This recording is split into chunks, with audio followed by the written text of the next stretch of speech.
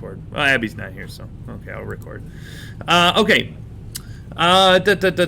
So point tester we are not going to touch for the most part other than uncommenting some code, so you don't need to touch point tester. I'm going to switch to my other window here that has all these comments for class point. All right. The very first comment says, write a class header for class point. Anybody think they got a shot at that one? All right, I'll start. Public class point. Whoa. Incredible. And I am going to put a closing brace, but I'm going to put it all the way at the very, very bottom because there's all this other stuff we're going to add. So after I put public class point, left brace, I'm going to put a right brace all the way down here. Good time to compile. And of course I've capitalized that P. Yeah, I know. I capitalized it because it's the name of a class. Of course I capitalized it. Why are you asking? Of course I capitalized it. Okay. There we go. Class header for class point. You can leave that comment or you can kind of delete these comments as we go. Maybe it'll clear stuff out for you. All right. Instance variables are next. Do we make instance variables public or private? Private. Okay. And an int x and an int y. I think I can do this. You can do them on the same line because we're just declaring variables. They're not parameters or anything like that. So you can do them on the same line there because they're both private ints. You can do them on separate lines if you want to double how much you have to type. There we go. Private instance variables. Lovely. Next, it says a default constructor to set x and y to 0. Oh, okay. This is where, you know, your notes might help you out. Or just your brain might also help you out. Constructors are always public or private? Public. Now, do return type for constructors? Nah, we don't put one. What's the name for a constructor? Name of the class. Very good. So since the name of the class is point, I'm going to name my constructor point. And then since it's a default constructor, do we remember how many parameters a default constructor gets? 0 parameters. Very good. Okay, the juices are flowing. Nice. Okay. It says set x and y to 0. I think I can do that. Yes. Yes. Okay. Feeling good. Feeling real good. There we go. Default constructor. Easy. Maybe I should compile. That's a couple lines of code. I mean, not easy. These are like advanced skills. Like, not easy. You show up to a job interview for your, you know, your six digits job, and you go, yeah, I can write default constructors. Okay, you get hired. All right. Specified constructor to initialize specific values for x and y. Ah, interesting. Well, this is just another type of constructor, so I'm going to write public point. But then, instead of no parameters, I want to take in parameters that represent values for the instance variables. Well, since the instance variables x and y are ints, I want to take in 2 ints. The question is, what should I name them? Because I can't name them the same thing as these instance variables. Because then otherwise I'm going to have x equals x and y equals y. What the heck does that mean? What about ex and then y? Like... No. I actually like that. It's very creative. Let's be less creative. I like it though, Ethan. Were you? Was that what you were at home working on? You were working on that one. That's a good joke. I like it. How about like... We can do XX, or we okay, that's almost explicit. How about like the X? Init X? X1?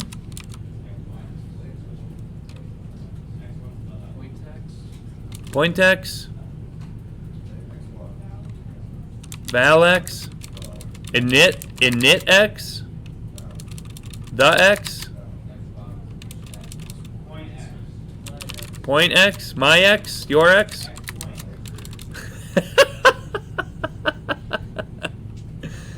Okay, how about the X?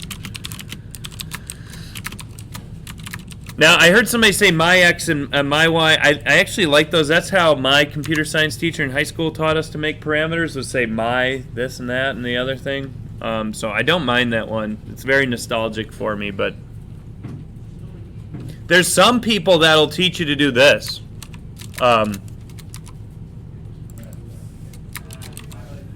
Yeah, okay, no, okay. Well, I said some people. I'm not one of those some people. Oh! When we're writing our constructor and our mutator methods, I guess, what goes on the left? The instance variable or the parameter? Instance variable. So I say x equals the x. You do it the other way, your code will fail. Don't fail. Good time to compile there. I'm going to zoom out so we can see everything we've done so far. There it is. If your code's not compiling, I'm guessing you forgot to put a right brace at the bottom, which I did mention, like, I know I said it. I probably said it over 10 seconds for a sentence or something like that. So, I did say it. All right, next, accessors or getters. All right. Let's remember how to do these. Some people have their notes. That's great. Let's remember how to do accessors. Well, first of all, they're going to be public. No doy. Okay. Now, next we need a return type. Well, if I void, then how am I going to return what x currently is if it's a void? So I want to return the value for x. The value for x is going to be what type? An int, so I'm going to return an int here. Now, if x were a string or x were a double or a boolean, I would use those variable names. If this method said just print out x, then I would make it void. But I actually want to return it. I want to give it back. So I'm going to say public int x, public int. Oh, what do we call these? Do I call this the method that goes and gets x? We have a very specific way we name accessors. Get x. Thank you. Get x.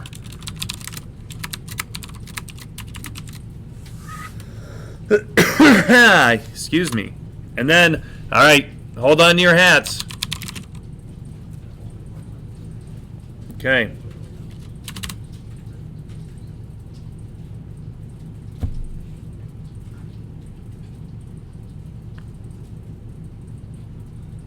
Hold on to your hats. Trevor, you're the only one wearing a hat. I feel like hats used to be a lot more, like everybody was wearing hats. I just wear it when I don't want to shower and my hair would look. Oh, can I have that move? I like that. Not that you can tell that I... Okay. Your hair looks good. Oh, no, Trevor. Quit trying to butter me up over there. Okay. You know. All right. Okay. Let's write the other one here. All right. Yeah, okay. I know I need a haircut. Okay, take it easy, everybody. Take it easy. Get Y looks the exact same. It's looking at it bores me. Let's move on. All right, what have we done so far? I guess I'll zoom out again. Try to get it all in one screenshot here. Here's what we got so far. We got our class header up at the tippy top. We got our instance variables x and y. We got a constructor that's going to allow us to create point objects just by default, setting the values to 0. We've got another constructor that allows us to pick values for x and y, and then we've got accessors that will allow us to see what the values of the x and y individually are one at a time. Whew. All right. Next, mutators. All right, mutators are a little bit different, or setter methods are a little bit different. I know you have them in your notes. They're always public. Excuse me, pardon. Return type for mutators. Void. Now name for mutators. Set. Very good. And now the parameters are a little bit different because we have to take in a value that's going to represent our new value for x. That's what these are going to do, is change. So we can, oh, this is the thing again.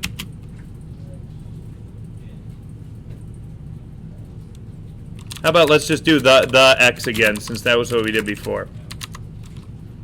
What goes on the left? The x or x? X equals the x. I know some of you are going to try to copy and paste your code to do the set y. That's okay, but you got to be very careful when you copy and paste code. You want to make sure that you change any variables. I'm just going to rewrite it from scratch here for my set y method.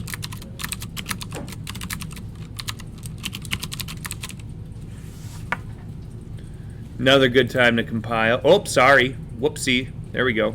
Let me make this smaller down here. There we go. So when I compile, it doesn't take up so much room. Nope, it just takes up that much room all the time. How useless. Okay. Mutator methods, check.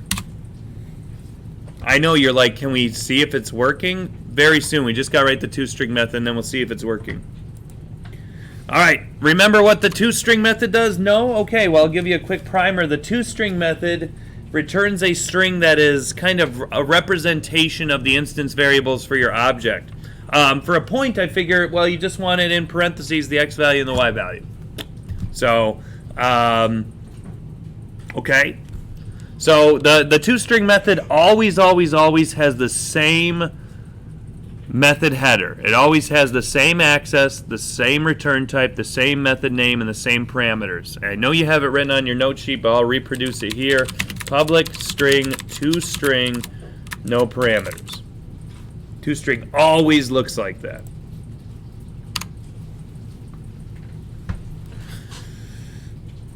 Okay. Now what I'm supposed to do is return a string that's in the format parentheses x and y. Now I'm actually not going to say x and y. I'm going to say the value for x and the value for y. So I'm going to do something like this. Return parend plus the actual value of x plus a comma. Should I put a space there? Yeah, that'll look nicer. Plus y plus a closing parend. Something like that. Now, I guarantee somebody is going to mess up the quotation marks or forget a plus sign somewhere. Okay, it's okay.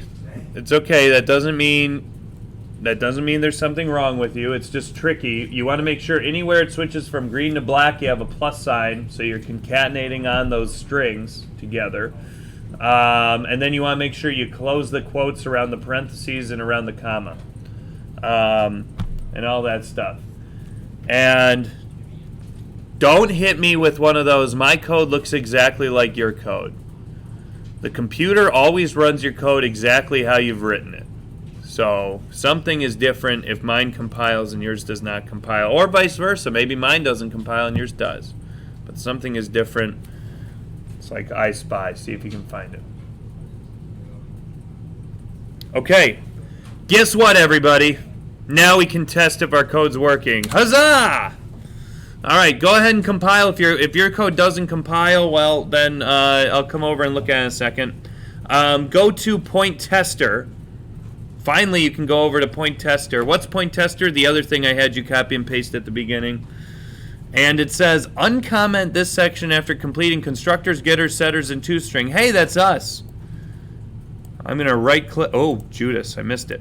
Make sure you highlight all of it. Right-click on it, edit, uncomment, recompile, and then run. And you should see that maybe it's working. If you got a bunch of errors, I would double-check that you've saved both of them in the same spot. Point tester is not going to know what point is if they're not saved in the same spot. You'll notice that mine are saved in the same spot. How do I know? Well, when I'm on the point tester tab, it says I'm in E drive, CS1 second hour. When I'm in the point.java tab, it says I'm in E colon CS1 second hour. I need to make sure I'm in the right class there. I'm going to walk around for a second and double check on everybody and see if they're having any issues. I'm going to leave point open though, so that you can double check your code there and see maybe what you're having an issue with, but it'll be about a minute or two while I walk around and check everybody. Ben's great question was, what is the point, what are we going to do with this basically? Well, first of all, we just kind of set it up. These are methods that you would write no matter what class you're writing. You would write accessors, mutators, toStrings, constructors, no matter what you're writing, whether it's a fantasy football class, a truck class, a guitar class, whatever kind of class you want, you would write all these methods. But now we're going to kind of specify what a point can do, because a point has behaviors that obviously other things don't. Points can do certain things, and that's kind of what we're going to look at next here. We're going to try to describe all of the data, which is kind of what we've just done, and next we're going to describe the abilities of a point. What can a point do? Because Java doesn't have a built-in point class, that's why we're making it. And you can make any class, you can represent anything you want that is in the real world. Alright, now we're going to actually get into what it can do. Down here, by the way, where you see a forward slash and then an asterisk followed by a asterisk and a closing forward slash, this is how you do a multi-line comment. If you ever want to do a multi-line comment, you can always put comments in between these two kind of pairs of symbols here. But the first method says, add the following method to the point class. Public int quadrant. Okay, I'm going to write that. Public int quadrant. And it says this returns which quadrant of the xy plane this point object falls in. Quadrant 1 contains all the points whose x and y values are both positive. Quadrant 2 contains all the points with negative x but positive y. Quadrant 3 contains all the points with negative x and y values. Quadrant 4 contains all the points with positive x but negative y. So does it go like 1, 2, 3, 4? Is that right? Okay. And it says if the point lies directly on the x or y axis, return 0. Okay. Some of you did a project just like this in our last thing. Those of you that did the quadrant project, are we going to use if statements? Heck yeah, okay. Let's start with if. It says if it lands on the x or y axis, then it's going to return 0. Well, okay, the x-axis would be when y is 0. The x-axis would be when x is 0. Wait. The y-axis, wait. The x-axis is when y is 0. The y-axis is when x is 0. Okay, I'm okay.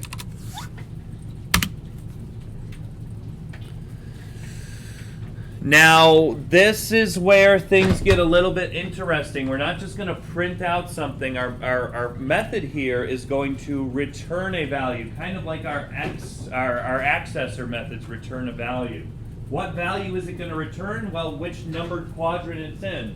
So this says if it's on the x-axis or it's on the y-axis. What are we supposed to send back? It says send back 0? Is that what it says? I don't know. I'll read. It says if the point lies directly on the x or y axis, return 0. So I'm going to say return 0. Right, we've done this returning thing before. Return essentially means your method is going to send back some value. Not print it out, but it's just going to give back a value. Like if you're on Henry Ford's assembly line in Greenfield Village, you take in a big piece of aluminum, you bend that big piece of aluminum, and then you pass it on to the next person. That's kind of what's happening here. It's passing on some data. If I want to check if it's in quadrant 1, that's when x and y are positive. So I'm going to say if x is greater than 0 and y is greater than 0, that means I'm in quadrant 1. Let's see here. How did this is 1, this is 2. 2 is when x is negative but y is positive. Else if x is negative and y is positive. That's quadrant 2. Quadrant 1, 2, 3 is down here when they're both, okay, that's a good 3. When they're both negative, x is less than 0 and y is less than 0. Whoops, that's not how you spell that. There we go.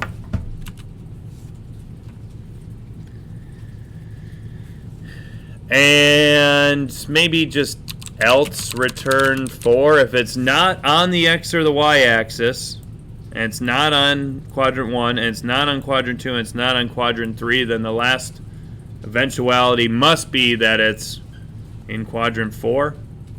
You know what? If I were to rewrite this, I probably would have checked for all quadrant 1, 2, 3, 4, and then just write else return 0. That's okay. That's okay. I don't think it's really going to impact me. So, for example, if we have a point 2, 3, this is the x value, this is the y value. Is y equal to 0? No, so this won't evaluate. Is x greater than 0? Yes. Is y greater than 0? Yes, so it's going to return 1. When you hit a return statement, you get kicked out of the method, so that's it. When we return 1, boop, it's done. Or whatever quadrant you're in. Good time to compile.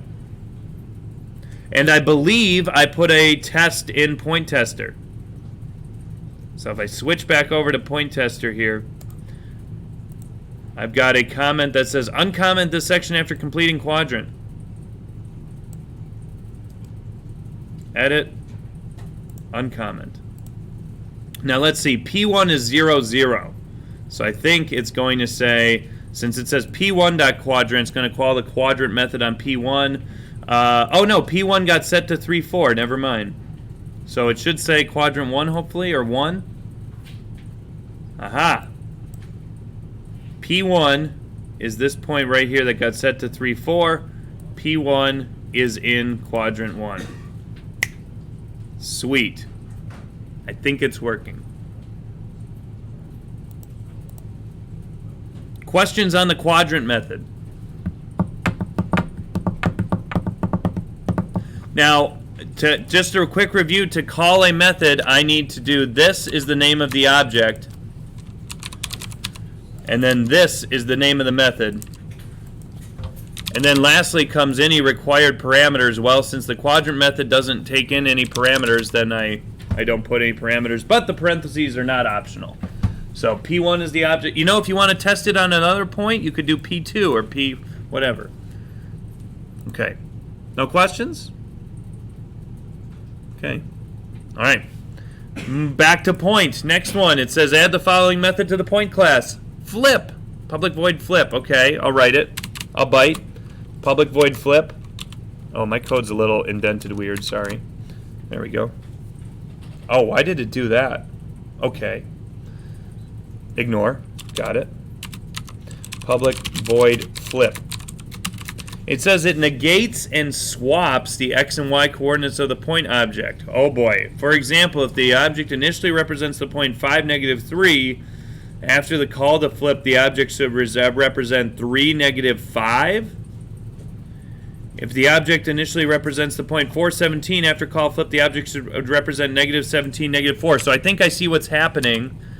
This, the x becomes negative and goes to the y. The y goes negative and becomes the x. Is that what you guys are seeing as well? Okay. So I want to make x negative y, and I want to make y negative x.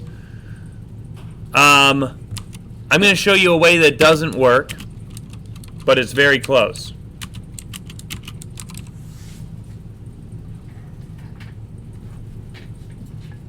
This does not work. They might know why. It doesn't flip. You're right, it doesn't flip. Why doesn't it flip? What does it actually do? It looks like it would flip. It makes x negative y and makes y the opposite of x. It sets x.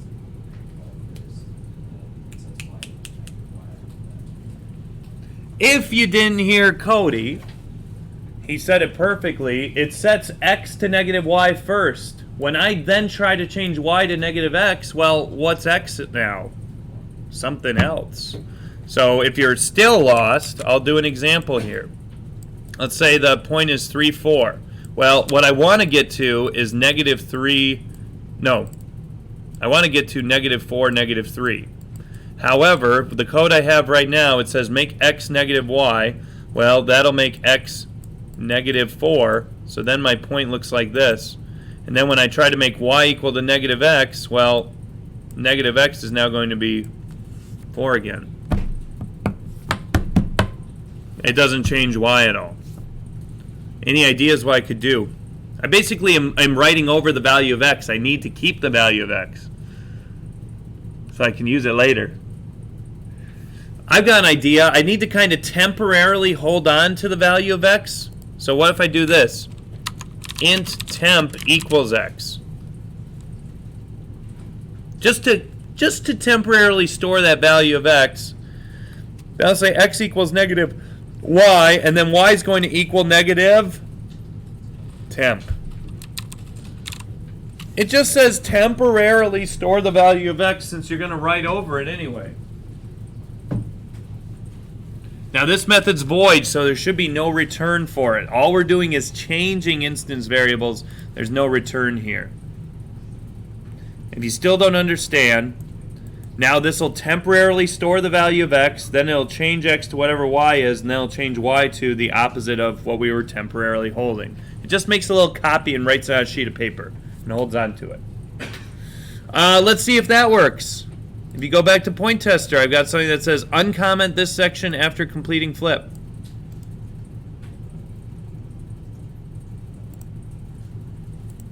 So P1 is currently 3, 4. I then flip it and see what quadrant it's in. Let's see. It was 3, 4 in quadrant 1. I flip it. Now it's negative 4, negative 3, and it's in quadrant 3. Okay, are you stuck? So I don't know if anybody sees this. Well, look at the utility of objects here. It keeps the data for a point object. After we flip that point, its x and y values stay the same, which changed its quadrant. It keeps track of the state of something. If you ever wonder why people will think that we live in a simulation, if we can simulate a point, there's people out there that are smarter than us that can go ahead and simulate a life or simulate an arm or simulate your consciousness with a class. I mean, think about this. If you turn on a simulation, then the simulation can make other simulations. And so, technically, theoretically speaking, there's two options here. There's infinitely many simulations possible, but one reality. The probability would be that we're in a simulation, but I don't want anybody to. We're not in the Matrix or something. You can't just go, I know Kung Fu, or something like that. But the probability states we're probably in a simulation. But it's fine, it's fine. Let's keep going. Let's keep going. Let's keep going here. All right, let's do. I don't know. Maybe. Oh boy, that starts to get a little hard here. Geez.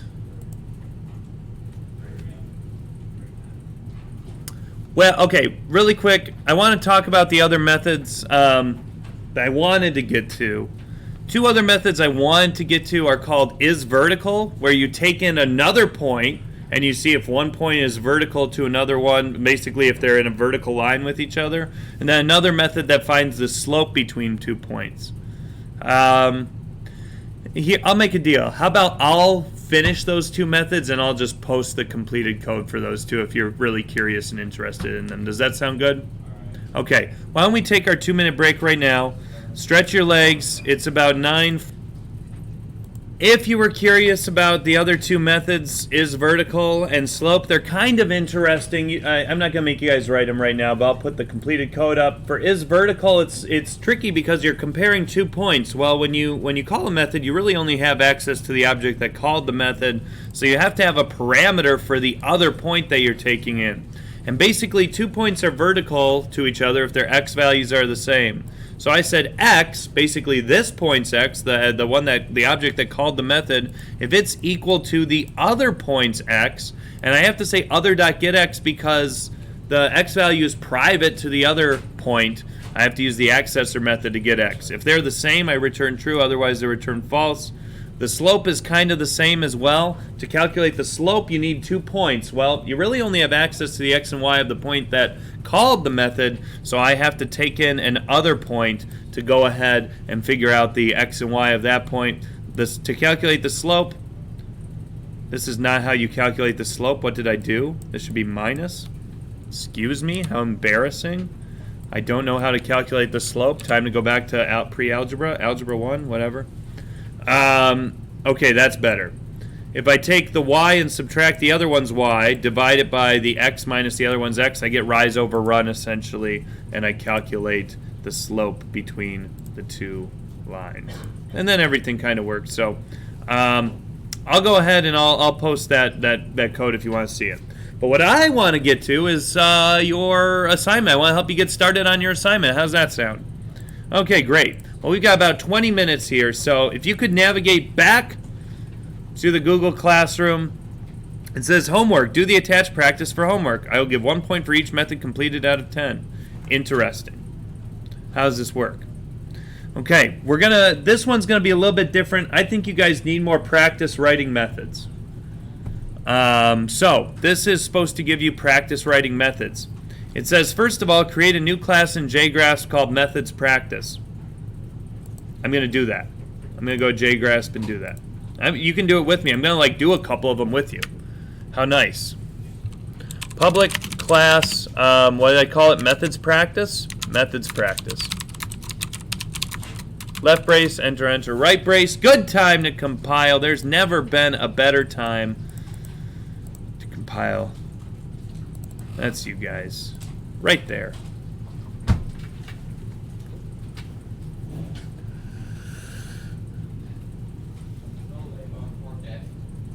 What? Somebody say something to me? Is that somebody in the hallway?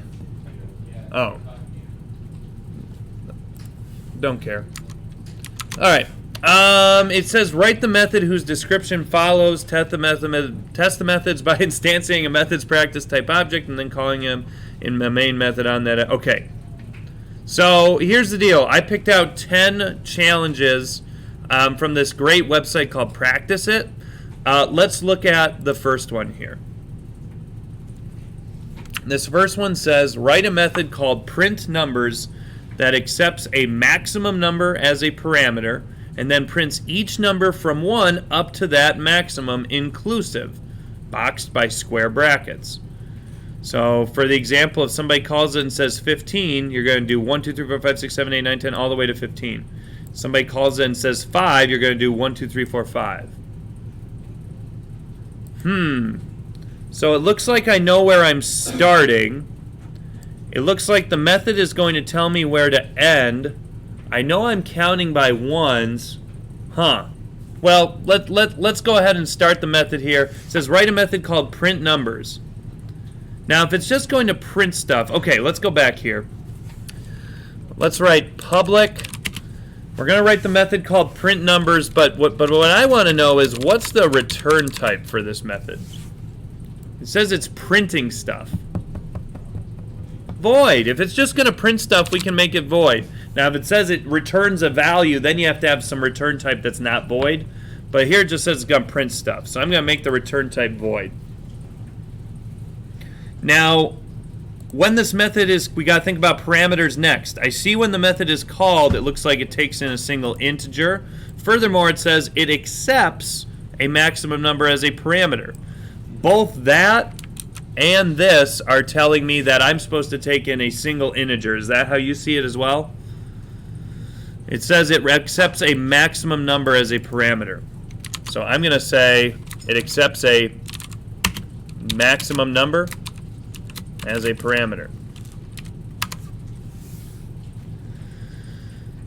It's really easy to tell what the method is expecting when you call it, because other than it just saying here, you can see when it's called, well, it's only taking one int. It's only taking one int. And then you have to figure out what does that int represent. Well, here it says it represents the maximum number. Now, the way I see it, we're supposed to start at 1. We're supposed to count up to that max. And we know we're counting by ones. Is there like a type of loop that helps us? A for loop. We know our start, we know our stop, we know our step. I'm thinking for loop. Gosh, is this like the homework the other night that a lot of people left blank? Let's find out. I want to start at what? 1. I want to count up to the max. And I want to count by ones.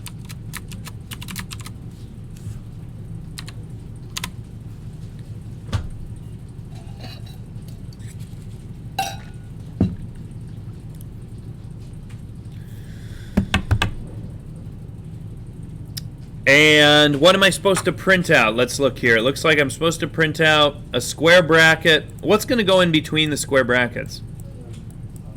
I, whatever number I'm at. Yeah, the numbers. So I'm going to put I there. So I'll print out. And it looks like they're all in the same line, so I'm going to just use print instead of println. Now I want to literally print a square bracket. So I'll do that in quotes. String literal there. Square bracket. Then I'll do the number I. And then I'll do a closing square bracket. So while you guys are writing that, if I starts at 1, and let's say max is, I don't know, 5 or something like that, then when I call the method, it'll be square bracket 1. Then I gets incremented to 2, square bracket 2. Then I gets incremented to 3, and so on and so forth, all the way up to 5. Good time to compile. Now the tricky thing is, we need to call the method to see if it's working, obviously. It says on the document, test the methods by instantiating a methods practice type object and then calling them in the main method on that object. So we got to write a main method. Where should we write main? Up at the top, since we're going to do all the testing there? Sure. Okay. Sounds good.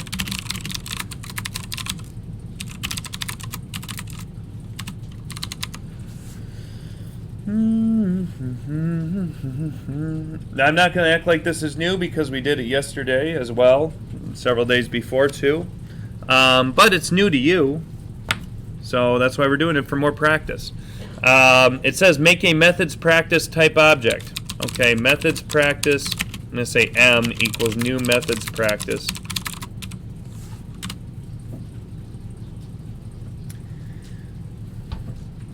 Good time to compile. And then to actually see if the method is working, I need to call it on that object. So I'm going to say m.print numbers. Cordelia, give me a number. Anything from 1 to 10. 8? All right.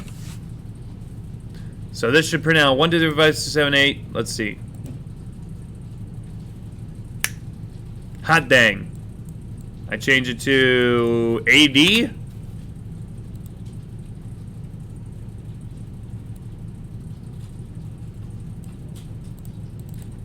Change it to 100 if you want to. You can change it to 1,000. It's probably going to take a while if you change it to really large numbers, I'm guessing. Maybe not too long.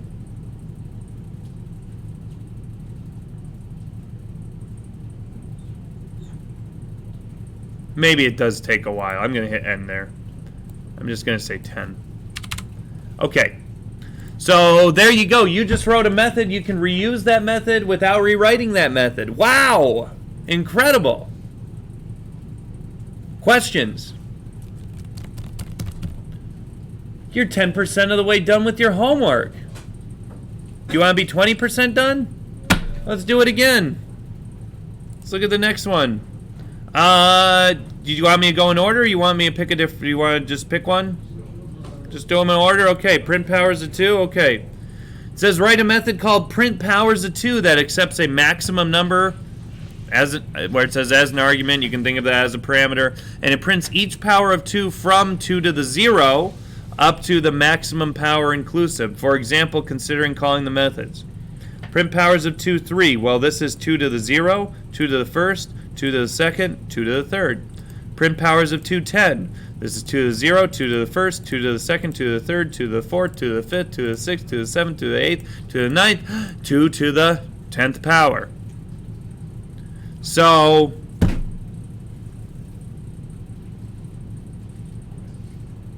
I don't care that it says, can you write this program without using the math class? Don't talk to me about that. We're going to use the math class. Let's see here. Well, let's think about what changes from each one of these. The base does not change. It's the exponent that's changing. And if you look at the exponent, we know where to start. Do we know where to stop? Yeah, they tell us. It's that parameter. They tell us where to start. So I'm thinking if I know where to start, I know where to stop. I know what to count by. You bet I'm thinking about a for loop here. Okay. So I'm going to write another method. Am I printing stuff? Yeah, I'm just printing stuff. Print powers of 2. So I'm going to say public. If I'm just printing stuff, what do we think about the return type? Void print powers of 2, I believe, is the method name. Or if you don't trust yourself, you could just click there, copy it, and then paste it. Oh, I wrote it perfectly. Must be nice. And it says it accepts a maximum number. Okay, I'm going to say int max again. I don't know. You could call it max exponent, I guess, if you want to. It represents the maximum exponent, I suppose.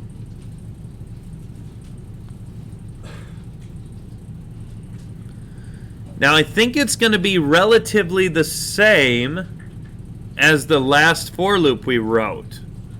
So I'm going to actually, you know what? And since we named this max and max, don't tell anybody, but I'm going to copy this. It's not academic dishonesty. I'm citing my sources. My source, it's me. Now the difference here is I don't just want to print I in brackets. What do I actually want to print out? Math.pow, yes, math.pow does the powers. Now if you don't remember how math.pow works, it takes a base, comma, and exponent.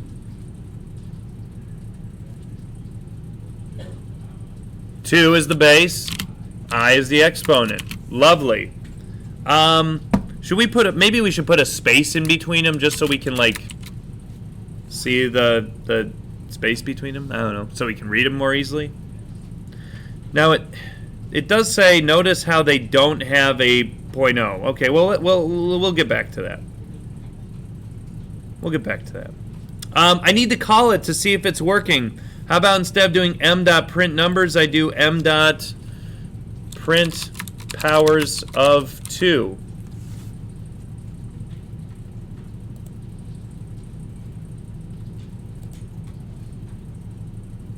Oh, wait a minute. What'd I do wrong? I mean, it's printing powers of 2, but it's not. There, it says it's supposed to start at 1. What did I do wrong?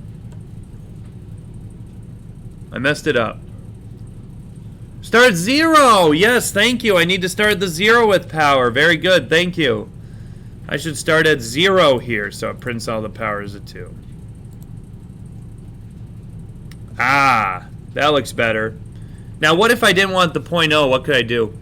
Cast it. I could just put an integer cast right in front of this value if I really wanted to. Ah, ha, ha, ha. Perfect, like a cat birthday. All right. I'm thinking, you know, I said do 10 of these. I already did 2. Like, yeah, right. How about we say, I think we did 2 in like 10 minutes. You have me. So if I say do 5 total, then you can pick and choose. And then nobody has any excuses that I didn't finish it because you can pick any one that you want. So if you get stuck on one, you can do a different one. All right. Okay.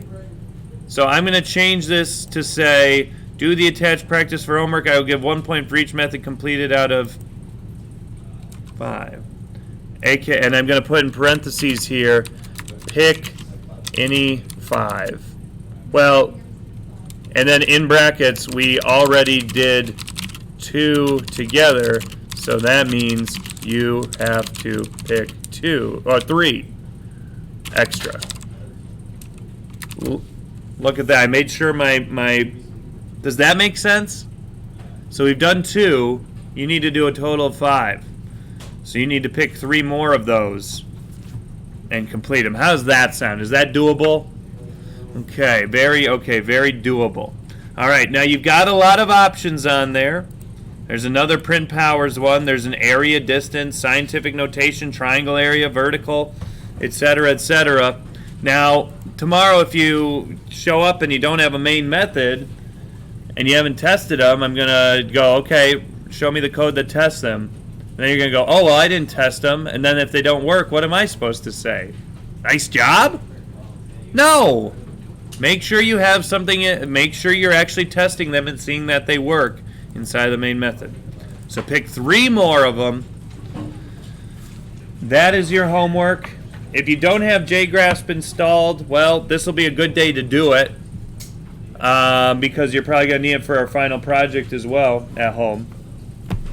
If you can't install JGrasp at home, don't worry. The guide to installing JGrasp also has a link to how you can program on the internet if you don't have a Windows PC or a Mac or a Linux PC or Linux box or something like that. Make sure you get 3 of those done. That's your homework. Get 3 more of them done. And bring your flash